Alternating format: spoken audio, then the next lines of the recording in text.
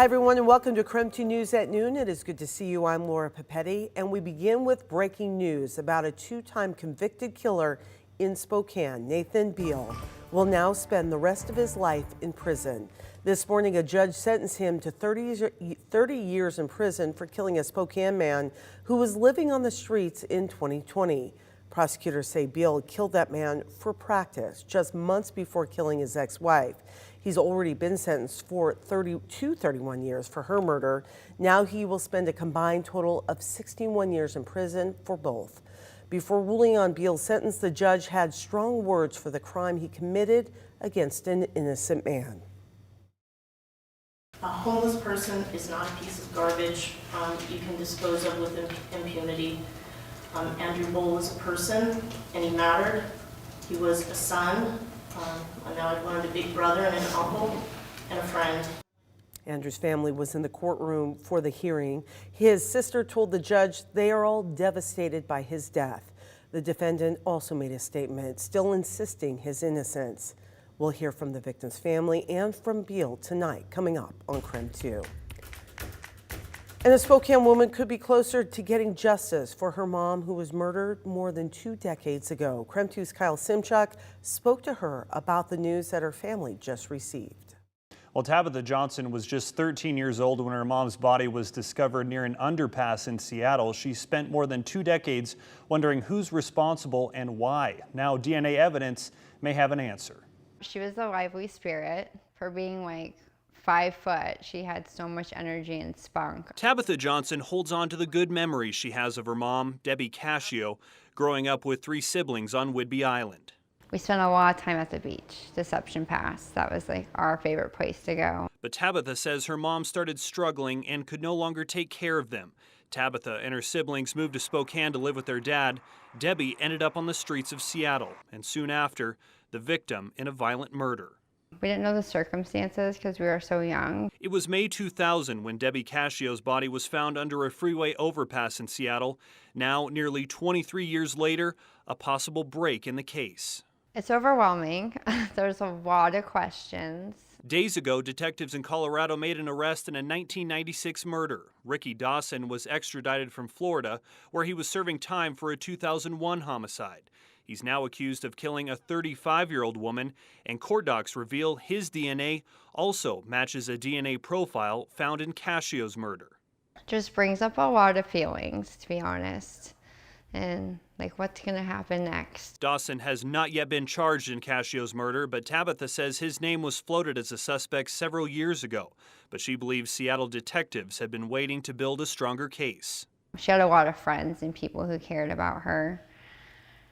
It's just tough. Tabitha wants justice for her mom, whose name can be found on a leaf of remembrance outside the Seattle Justice Center. She'd be very proud of us. We all have a college education, or my brother has a military background, and then we have families, and she would be a grandma to 6 different grandchildren right now. And Tabitha says she still hasn't heard from Seattle police, but she plans to call them and find out what will happen next and if this man will face charges. In the studio, Kyle Simchuk, KREM 2 News. A KREM 2 investigation has taken us from Washington State to South Dakota in search for answers into a girl's death. There were warning signs for months that things just weren't right at the Airway Heights home of 8-year-old Mila Miller. She hadn't been seen at school since last January, and neighbors called police multiple times with concerns about possible violence within the home. Then in December, her body was discovered. Now her 2 guardians are in the Spokane County Jail, accused of her murder. It's been really hard to process. I was so sad and heartbroken that she went through that. And now I'm angry. Yeah. I'm very angry. Because no kid deserves to go through any of that. KREM 2's Whitney Ward investigated what happened and why a system that is supposed to protect children wasn't enough to protect her. Make sure you join us for our exclusive investigation tonight right here on KREM 2 News at 6 o'clock. Today, recipients of SNAP will see a reduction in food benefits. The emergency help that began at the start of the pandemic, that is ending. The Washington State Department of Social and Health Services says there are more than 520,000 families who received the emergency benefits. On average, each household received an additional $170 a month.